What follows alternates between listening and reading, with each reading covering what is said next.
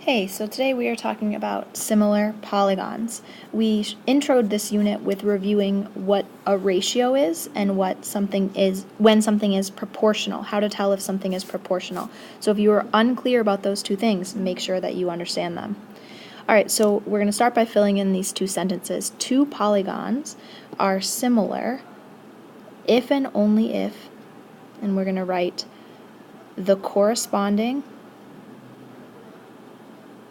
angles are congruent. Corresponding we know means in the same position. So if the angles in the same position are congruent.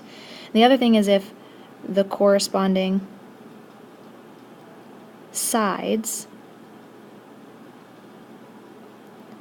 are, and you may think I'm going to write congruent, but I'm not, because if the angles and the sides were congruent, the triangles would be congruent. But we're going to say that the corresponding sides are not congruent, they are proportional. Alright, so two polygons are similar if these two things happen. The other thing I want you to just make a note of is similar has its own symbol. It's a squiggle. So congruent is an equal sign with a squiggle on top.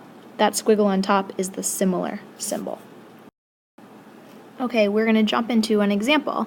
The first example says, are the following triangles similar? And explain. Before we do anything, we're talking about triangles, so I'm going to look at this first triangle, FHS or HFS, whatever it is.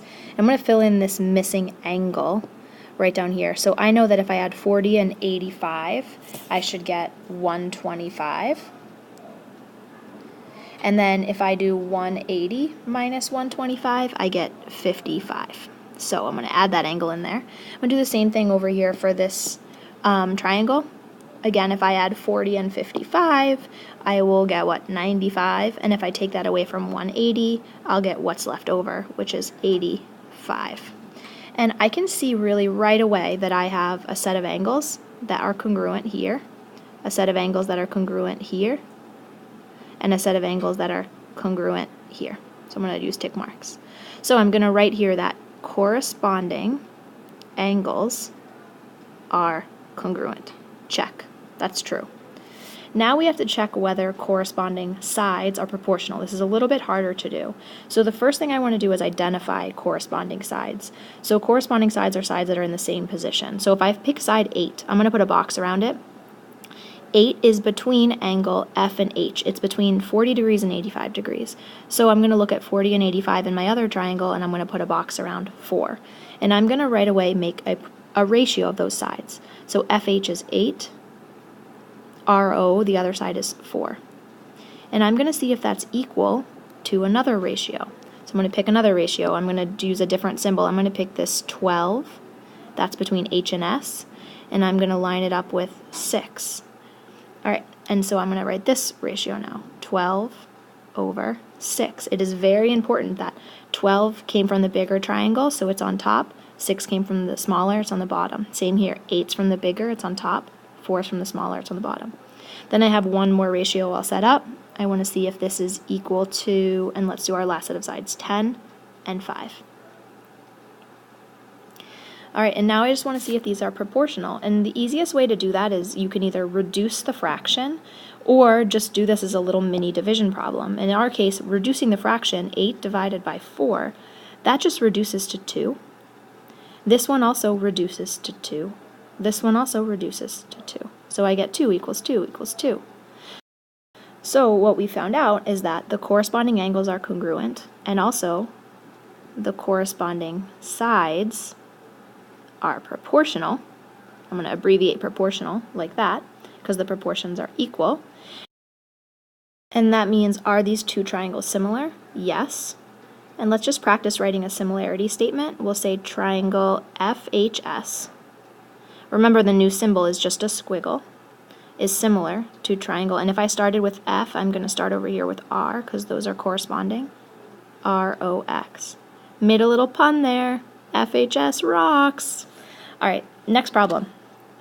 Are the following rectangles similar?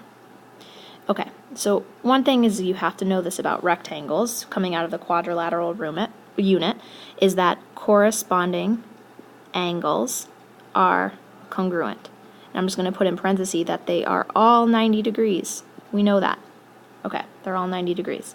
Check. Now we have to set up a proportion for the sides. Okay, so first of all, I know in a rectangle opposite sides are congruent. So this is 10, and this is 4, and this is 12, and this is 6. So I don't have to check all of these. I'm going to have a lot of proportions that are the same. I'm going to just pick one side. I'm going to pick this 10, put a box around it, and this 12. Oops.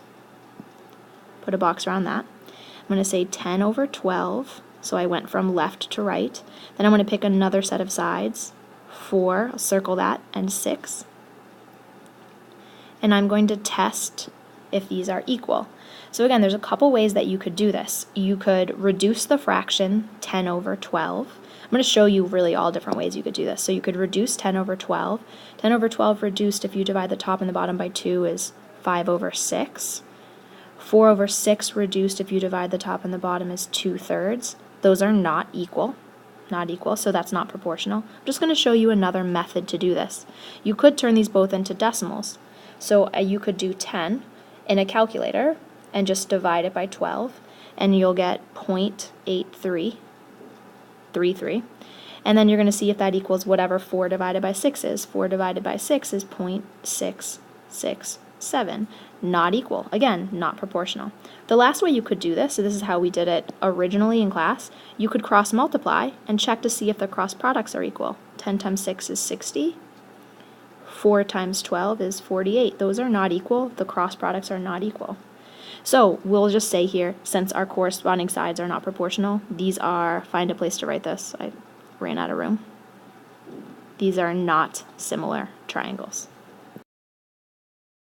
All right, so moving on to example 3.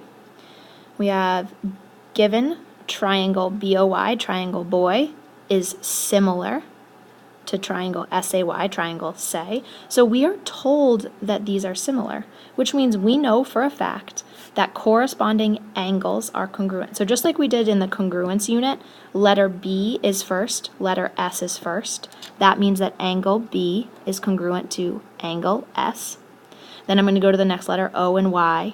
O is congruent to, or sorry, angle, I said O and Y. Angle O is the second letter, angle A is the second letter, so O is congruent to A. And then lastly, Y, so OYB is congruent to SYA. And these are vertical angles, so they are definitely congruent. All right, the other thing that we know is that sides are proportional. So you have to be really careful here when you line up your sides. So the first thing that I'm going to do is I'm going to look at, let's say side 10 is between S and A. Put a box around it.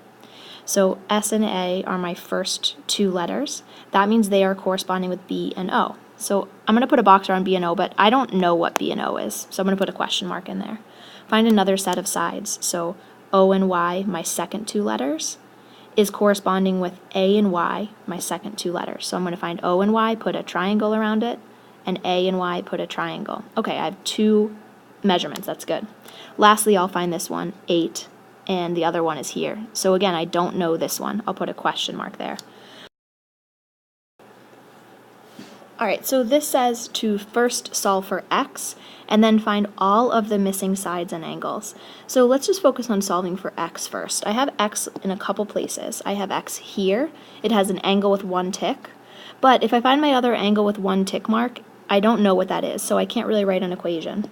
I also have an x down here, 2 tick marks, and I have an angle up here, 60 degrees with 2 tick marks. That is my equation I'm going to write. So I'm going to write 2x plus 14 equals 60. We're going to solve this equation. Minus 14, 2x equals, what is that, 46.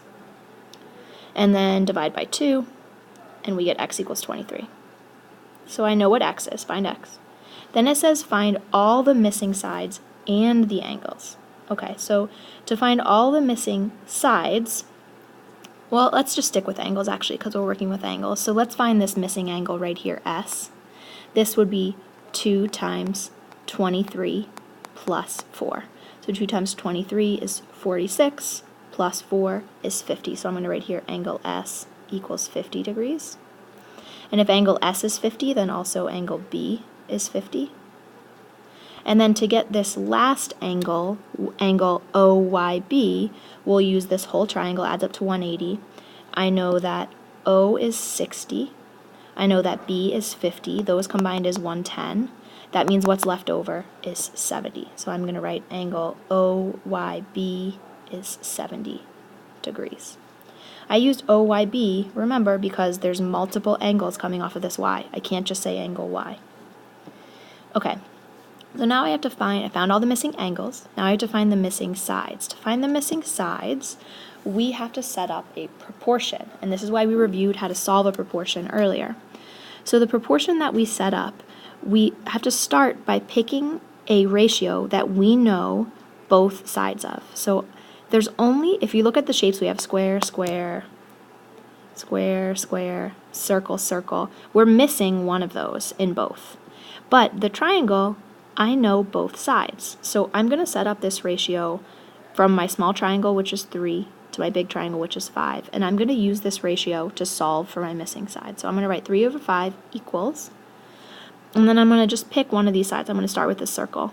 So equals a question mark to 8. So with a question mark, let's just give it a variable. I already used the variable x, so let's use y over 8. I'll call this variable y. All right, now I just solved this. 3 times 8 is 24 equals 5y. Divide both sides by 5. Let me do 24 divided by 5. My calculator, we get y equals 4.8. And I'm just going to make sure I label that. Y is side BY.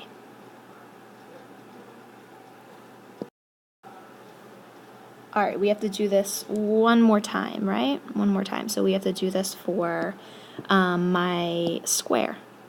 So I'm going to go back and use the same ratio I used before, which was 3 over 5. So I went from left to right, 3 over 5. And then I have a question mark over here. Let's pick another variable for that question mark. Like I'm going to pick variable z. And we'll set up a proportion with 3 over 5 is equal to z over my other square, which is 10. Z over 10. And we'll cross multiply. 3 times 10 is 30 equals 5z. Divide both sides by 5, and we get 6 equals z. So let's just make sure, actually I'm going to unbox that answer because I made up the variable z, so I want to actually write what I found. I found side length OB equals 6. I'm going to write that down like that. Alright, so there's one more problem for you to try on your own, so you should have this done on your own for your homework. Alright, good luck.